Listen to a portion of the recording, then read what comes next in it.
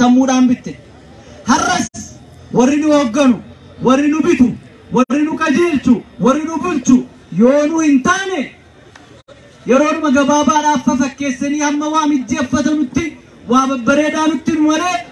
itti deebi'anii mijjeeffannaanii ati keessan jirre keessan jirtu sattaanu keessattis dubbiin akkasitti isin eegalu yoo isiniin galle moo bori isinii gala isinii galeera kanaaf ilmaan keessan barsiisaa inni digrii qabu maastersii baratu inni maastersii qabu PhD baratu inni PhD qabu lammaffaa sadaffaa godhatu iddoo hojii isinitti argattan immoo hin filatina hojii ummanni muslimaa rakkoo tokko qaba kan biraa yoo warra Jimmaa Ilubaa Boor Arsii Baalee ta'e muslima baay'ee jira Harargeen rakkoo jiruun qabu maalin godhaa dhaqee damooza birrii 10,000 nyaadhee taa dhaqee qonna abbaa kootii yoon qote yoo bora miliyeenara taa'e dhuguma yoo dhuunfaa ofii keetiif jiraatte taate dhuguma sanassii wayyaadha sinii gala yoo ofiif jiraatte taate ummataafan jiraadha addunyaa kanarratti bu'aa buusee darbaa diiniifan jiraadha namaafan jiraadha yoo jette garuu PhD kee qabadhuuti qaawwa wahii saaqii gadi achi hin eeggatin nama biraa ergaa ijoollee keessan achitti wala gargaaru achittis harkaan namaa kenninee kaane miillaanuu dhaqnee kadhannee argachuu dadhabaa jirra bara kana isinii galee dubbiin akkasi kanaaf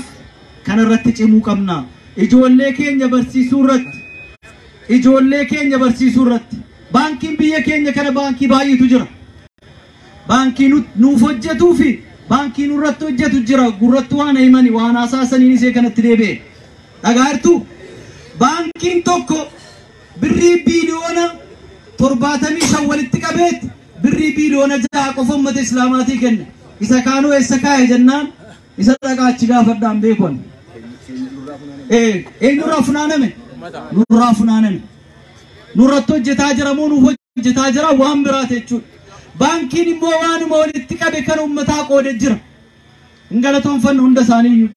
kun maalirraa ka'e jennaan rakkoon dubbittii amma jedhe sana jira jechuudha eenyutu achi jira hojii gaggeessitoota nama 16 jiru top level kan ta'an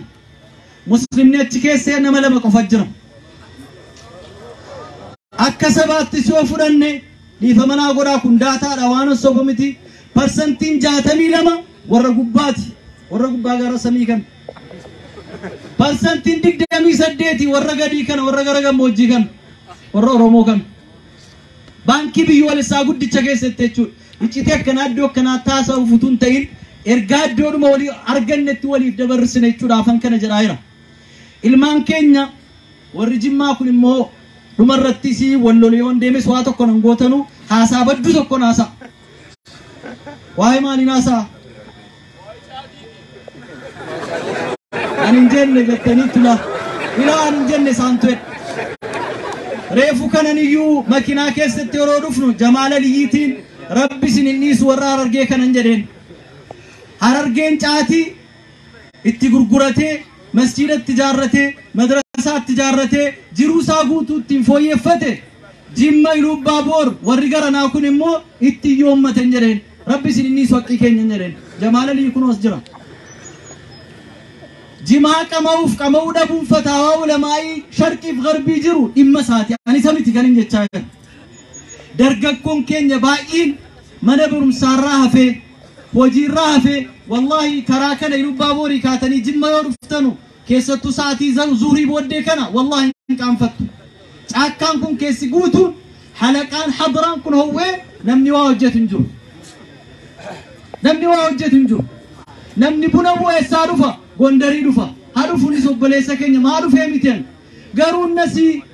rakkina sana keessaa baheeraadha dawooraadhaa dhufa kontaadhaa dhufa walaayitaadhaa dhufa inni keenyaa bunattii seeruma kana qabu qoodeetiyyuu yakutootti kennee walakkaa fudhata waggaa dhufu immoo bunichuma iyyuurraa fudhata humnaanii miti irraa bitata mirgasaati bitachuun maa bitatan jennuun isa kana too doofe amaarri maal jedha kamoonni dajjaa fi qorrataan goofar jedhani yoo inni rafe maala godharree rakkoo akkanaa rakkoo guddaa keessa jirra jechuudha. Kun rakkoon kun kallattii baay'ee qabaachuu danda'a. Jimaan dargaggoo keenya baay'ee isaa maseensee jira. Sammuu isaanii adoochee jira. Yooduma yeroo itti godhanii qamaan maal ta'a? Yooduma yeroo itti godhanii yeroo hojiirra hafe. Ani mawqifni koo warra jimaan haraama jedhu raayi ilaalchi koo. Raayii warra kaanis immoo ihtiraaman godhanan kabaja. Intu garuu immoo hundi keenya warri qamaus warri hin qamaanis waan irratti walii gallu jira. Dargaggoon keenya badaa jirti moo badaan jirtu? Kana wal dhabsiisaa kun kana irratti waliin gallu. Egaa wanti bade immoo kan shari'aa keessatti wanti tokko dararri isaa beekamee jennaan daf'u darari muqaddamun ala jalb almaslaha. Akkana moo akkanaa miti yaa ulamaa?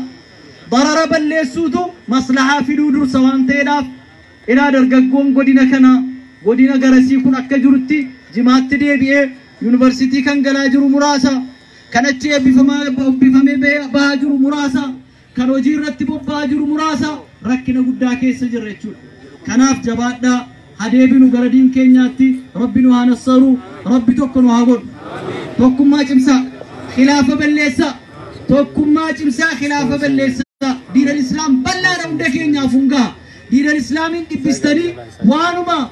mana keessanii waanuma dhuunfaa PLC maatii wayii gootaniin ilaalinaa islaamummaan bal'aadha bahara rabbiiti. Hundinuu maankaadhaan cirfaanaan irraa guddifata waan ta'eedhaaf waan walitti nu fidu waan waloo irratti tokko ta'anii hasochoonuun jedha. Rabbiin dhuma irrattis Allahumma ighfir lahu warhamhu وعافي وعفو عنه وأكرم نزله ووسع مدخله وأبدل داره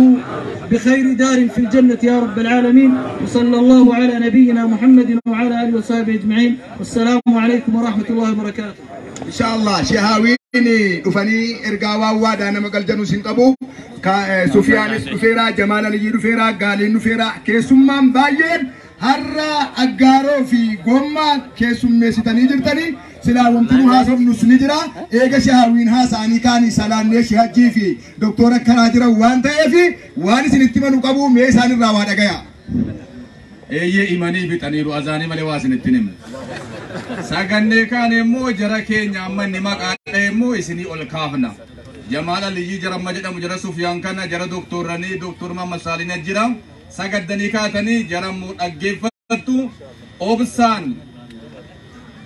دكتور جيلاني مو قرار رجلو صلاة الجنازة جرس جينيا ساقن نما زوري سلانا زوري أما سلانا إنيك نمونيك وادام اللي قال لي أذان يدم الله